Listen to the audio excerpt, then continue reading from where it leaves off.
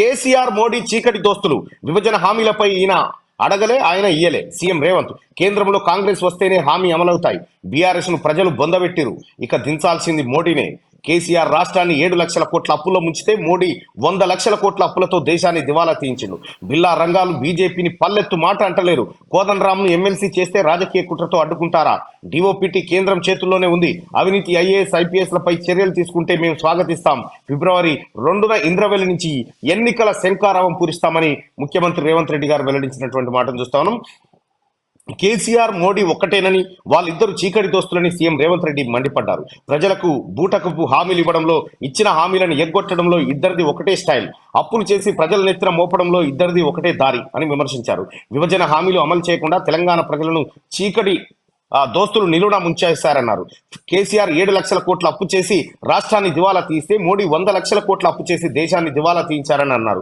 మంగళవారం గాంధీ భవన్లో జరిగిన పొలిటికల్ అఫైర్స్ కమిటీ సమావేశం అనంతరం deputy CM Bhatti Vikramarka, party working president Mahesh Kumar Goud తదితరులు కలిసి రేవంత్ రెడ్డి మీడియాతో మాట్లాడారు. లోక్సభ ఎన్నికల్లో కాంగ్రెస్ ను ఓడించేందుకు కేసీఆర్ మోదీ కుట్ర చేస్తున్నారని ఆయన ఆరోపించారు. బీఆర్ఎస్ బీజేపీ కుమ్మక్కు రాజకీయాలు చేస్తున్నాయి. కేసీఆర్ ఇంట్లో పండుకొని చీకట్లో మోడీతో మంతనాలు జరుపుతున్నారు. అందుకే బిల్లా రంగాలు కేటీఆర్, హరీష్ రావు బీజేపీని పల్లెత్తు మాట అనడం లేదు. కాంగ్రెస్ పై ఇష్టారీతన విమర్శలు చేస్తున్నారు. కాంగ్రెస్ ను నిలవరించి బీజేపీని అధికారంలోకి తీసుకురావాలన్నది వాళ్ళ చీకటి ఒప్పందమని చెప్పారు. రాష్ట్రంలో బీఆర్ఎస్ ను ఇప్పటికే ప్రజలు బొంద పెట్టారని, ఇప్పుడు మోదీని దించేయాల్సిన సమయం ఆసన్నమైందని చెప్తా ఉన్నది. ఇక్కడ ఒక ఆసక్తికరమైనటువంటి వార్త ఏంటంటే, యాదాద్రి ఆలయాన్ని కట్టినటువంటి కేసీఆర్ పని అయిపోయింది. నిన్న సోషల్ మీడియాలో ఒక వార్త చక్కర్లేదు.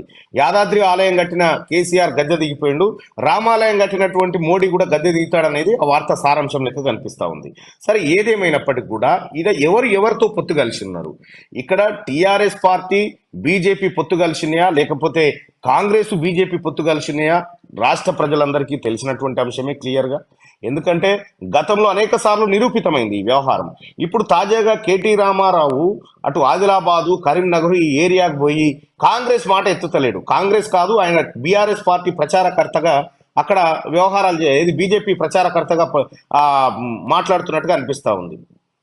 ఇంకా బీజేపీని సాధ్యమైనంత త్వరగా పైకి తీసుకురావాలి అర్జెంటుగా అని చెప్తా ఉన్నారు. కానీ కేటీ రామారావు ఒకటి గుర్తుపెట్టుకో, బీజేపీ పార్టీ బలపడుతుందంటే బీఆర్ఎస్ ఇంత దిగజారి బొందలకు పోతున్నట్టే లెక్క. నువ్వేదో ఇంకా మమ్మల్ని కాపాడుతారు కేంద్రంలో, మా పంచాయతీలు, మా కేసులు, అన్ని వ్యవహారాలు మోడీ చూసుకుంటాడని మీరు అనుకుంటారు. కానీ అది మీ పొరపాటు, మీ భ్రమ అవుతుంది.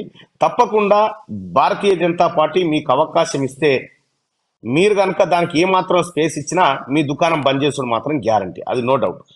ఇక ఇచ్చేది తెచ్చేది మేమే. తెలంగాణకు మోడీ అన్యాయం చేశారు. 10 ఏళ్లుగా గడిచిన రాష్ట్ర విభజన హామీలు కేంద్ర ప్రభుత్వం నెరవేర్చలేదు. బయ్యార ముక్కు ఫ్యాక్టరీ, ఐటీఐఆర్ వంటి హామీలను అమలు చేయలేదు. 10 ఏళ్లు అధికారంలో ఉన్న కేసీఆర్ అడగలేదు, ప్రధానిగా ఉన్న మోడీ ఇయ్యలేదు. ఇక ఇచ్చేది తెచ్చేది మేమే అంటూ రేవంత్ రెడ్డి తెలంగాణ ప్రజలకు హామీ ఇస్తా ఉన్నారు. బయ్యార ముక్కు ఫ్యాక్టరీని తెచ్చేది మేమే అంటూ ఆయన చెప్పాడు. ఇక కేసీఆర్, కేటీఆర్ కూడా నన్ను కలవచ్చు. ప్రతిపక్ష పార్టీల నాయకులు, ఎమ్మెల్యేలు ఎవరైనా ఎప్పుడైనా తనను కలవచ్చని, సమస్యలను తమ దృష్టికి తీసుకురావచ్చని రేవంత్ రెడ్డి తెలిపారు. బీఆర్ఎస్ ఎమ్మెల్యేలే కాదు, కేసీఆర్, కేటీఆర్ ప్రజా సమస్యలపై నన్ను కలవచ్చు. నేను అందుబాటులో లేకుంటే డిప్యూటీ సీఎం భట్టిని కలవచ్చు. ప్రజా సమస్యల పరిష్కారానికి మేము ఎప్పుడైనా సిద్ధంగా ఉంటామని చెప్పారు. పులి కేసీఆర్ బయటకు వస్తుందని, ఆయన వస్తే ఏదో జరుగుతున్నట్టు బీఆర్ఎస్ వాళ్ళు మాట్లాడుతున్నారు. కానీ అదేం జరగదు.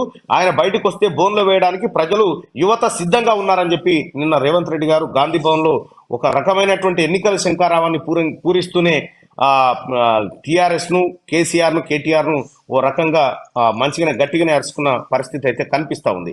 ఇక